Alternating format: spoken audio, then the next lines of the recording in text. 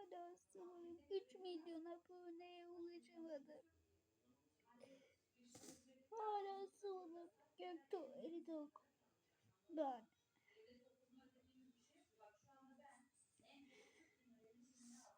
Hala sıvırım ya.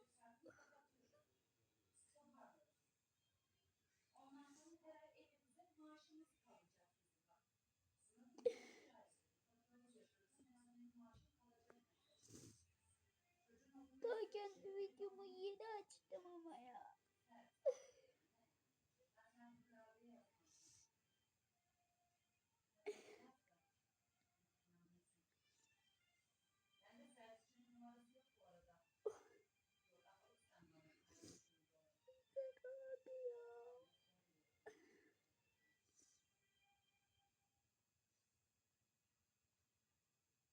Hala bir milyon, 3 milyon aboneye ulaşamadım ve like'a.